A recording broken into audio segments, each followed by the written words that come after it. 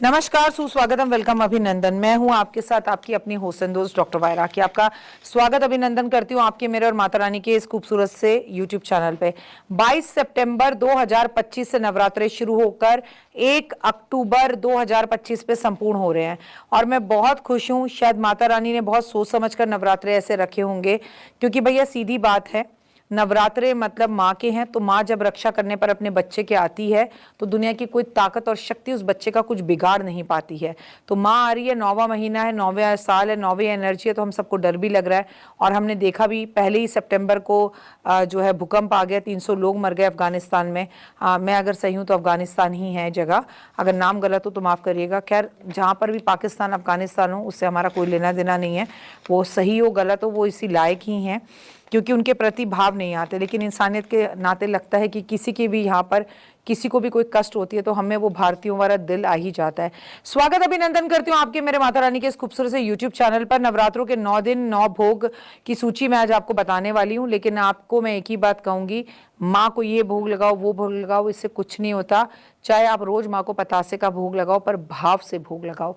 जब भोग लगाओ तो ऐसे लगाओ जैसे अपने बच्चे को, अपने पति को आप भोजन खिलाती हैं, आपके अंदर भाव विभुरता आती है। वैसे सबसे पहले बिलीव इन कर्मा।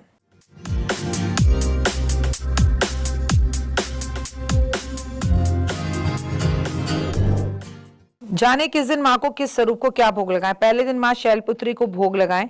माँ शैलपुत्री को गाय के घी का बना हुआ हलवा रबड़ी का भोग लगाएं या सीधा घी का ही भोग लगाएं। और मैं हमेशा आपसे कहती हूँ कि माँ शैलपुत्री को नारियल और मिश्री का भोग भी जरूर लगाएं।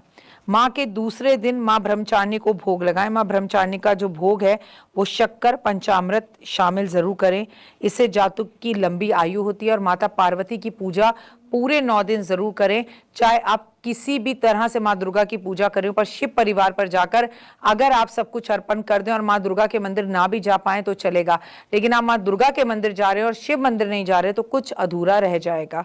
अगर माँ के तीसरे दिन की बात की जाए, माँ चंद्रघंटा को भोग लगाएं, दूध से बनी हुई चीजों का भोग लगाएं, और हो सके तो इसमें आपके लिए धन के लाभ और रास्ते खुलेंगे।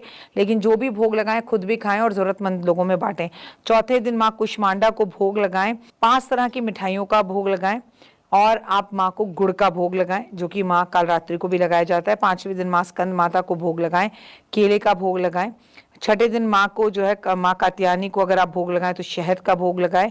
आपको मैं बता दूं, 7वें दिन कालरात्रि को जो आप भोग लगाएं वो आपके लिए बहुत अच्छा, आपके सारे बिगड़े काम दूर होंगे, और वो गुड़ का भोग लगाएं, आपके लिए बहुत अच्छा रहेगा। स्कंद माता को आप केले का भोग लगाएं। मैं आपको फिर से बता रही हूँ कि घी का भोग आपको लगाना है शैलपुत्री को, चीनी का भोग लगाना है आपको ब्रह्मचारिणी को, दूध से बनी हुई चीजों का भोग लगाना है चंद्रघंटा को, और आपको जो सबसे ज्यादा मिठाइयों का, जो दूध से बनी हुई मिठाइयाँ होती हैं उनका भोग लगाना है आपको माता किसको, कुष्मांडा को, और केले का भोग लगाना है माँ स्कंद माता को, कात्यायनी माँ को शहद का भोग लगाना है, कालरात्रि को आपको गुड़ का भोग लगाना है, और आपको माँ गौरी को नारियल का भोग लगाना है, और सिद्धिदात्री को हलवा छोले पूरी का भोग लगाना है। और बाकी अगर अपने पास ये ना हो तो इस पेपर को करिए बंद और साइड में रख दीजिए। माँ को वो भोग लगाइए जो आप खा रहे हैं, और लहसुन प्याज बिल्कुल नहीं खाना है, इन बातों का ध्यान रखना है। और माँ को नारियल पानी का जो भोग लगाता है और पूरा परिवार मिलकर उस नारियल पानी को पीता है, वो बेहद ही उत्तम और बढ़िया होता है। मैं फिर कह रही हूँ, हमारे पास भोग ना भी हो, हम कुछ ज़्यादा ना लगा पाएँ, हमारी जितनी आर्थिक स्थिति हो उस हिसाब से करें।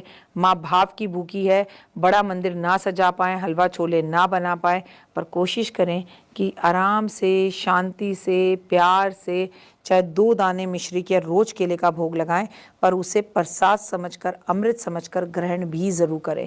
अगर अभी तक आपने मेरे चैनल को लाइक सब्सक्राइब शेयर नहीं किया तो लाइक सब्सक्राइब शेयर जरूर करें। नवरात्रों के इस पावन दिनों में अच्छे से नवरात्रे मनाएं, डांडिया खेलने जरूर जाएं, और डांडिया माँ को अर्पण भी कर आए। 2 नए डांडिया खरीदें, माँ के मंदिर में रख कर आएँ, सिंदूर माँ के मंदिर में रख कर आएँ, शहद की शीशी माँ के मंदिर में रखें, घी माँ के मंदिर में रखें, माँ के घर के आसपास माँ के किसी भी मंदिर को फूलों से सजवाएं, माँ के किसी भी मंदिर को लाइटों से सजवाएं, माँ के मंदिर में ढोलक रखकर आएं। वो लोग जिनका विवाह नहीं हो रहा है, जिनको अपने जीवन में सुख शांति चाहिए और कोर्ट कचहरी के केसों से बिल्कुल बाहर आना है, वो माँ के मंदिर में जाकर 2 शेर एक साथ रख कर आए। 2 शेर कोर्ट में जैसे लड़ रहे हैं ना आमने सामने, जीत आप ही की होगी। फिलहाल दीजिए इजाजत। नमस्कार, जय माता दी।